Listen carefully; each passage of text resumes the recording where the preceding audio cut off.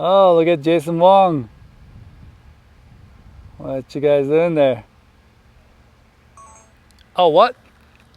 This whole thing is the brand new Sony A7R Mark IV.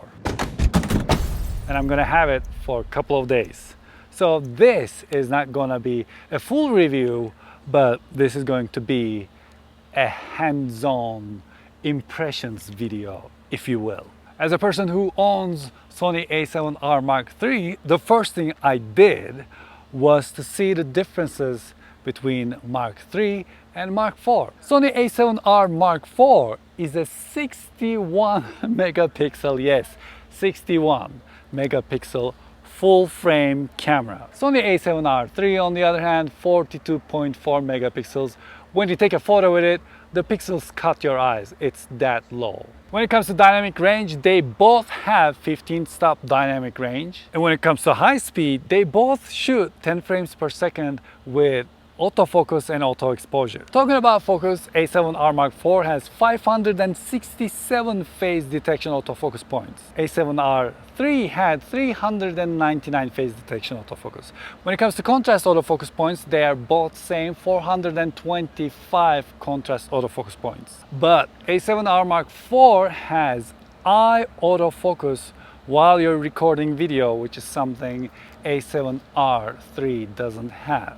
And the viewfinder in this is 5.76 million dots Ultra XGA OLED. Meanwhile, the viewfinder on A7R III has 3.68 million dot Quad VGA OLED. They both can shoot 4K 30 frames per second, 100 megabits per second video with full pixel readout with no pixel binning. When you switch to Super 35 or APS-C mode, this oversamples 6K footage to 4K. Meanwhile, A7R III oversamples from 5K to 4K. They both have S-Log3 and HDR modes, and they both have pixel shifting mode. But with A7R Mark IV, when you shoot a photo with pixel shifting mode, you end up with 240 megapixel photo, which is 19,008 to 12,672 pixels. Sony also says the battery life is improved compared to A7R III, but when you look at the specs on their websites, it says this can shoot 530 shots using the viewfinder, which is same as A7R Mark III. But if you use the LCD monitor, it takes 670 photos compared to 650 photos that you can take with A7R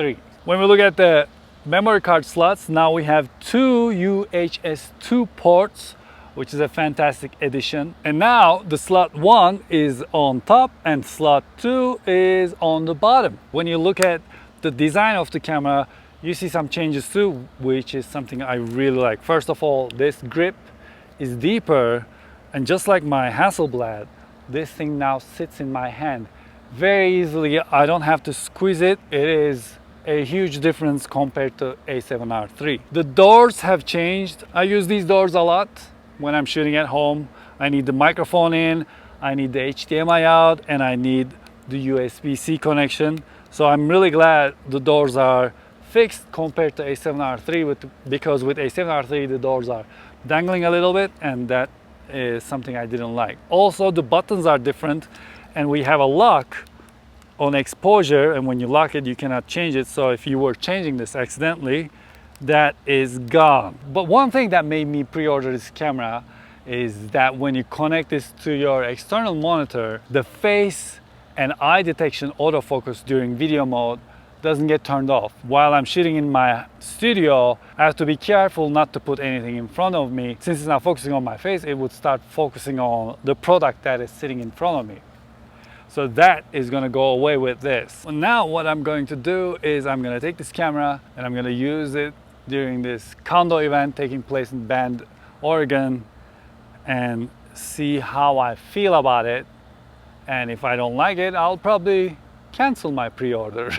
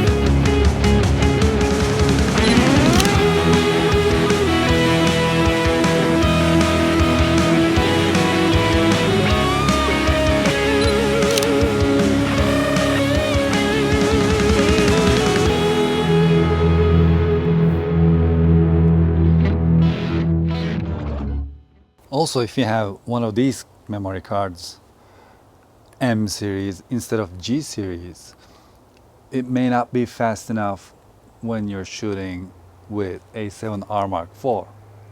So overall, my experience with A7R Mark IV, unless they put something in our food here at the Kando camp, has been extremely positive. Am I happy that I pre-ordered it? Yes, I am. Was it necessary if you have an A7R III? Probably not. I'm kind of sad that I'm returning this, but I'm happy that I'll be getting mine in September. Battery life, as far as I've used here, didn't disappoint. I didn't need extra batteries or anything. It's just like A7R III. If you have like more than 80%, it makes you feel like, yeah, I'm probably good. It's probably gonna work out, and it does. Now I'm gonna return this and grab RX 100 Mark VII and shoot an impression video with that. So let's go. Well, thank you so much for watching this episode, and I hope you enjoyed it. Please hit that subscribe button. I must have a subscribe button somewhere here on the screen. Hit that subscribe button and play Ding Dong Dish with the bell next to it and join the world domination. And please let me know what you think about Sony A7R Mark IV. How do I switch this back to auto mode?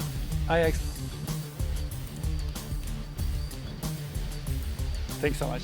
And until I see you the next time, take really good care of yourselves. And hoşça kalın.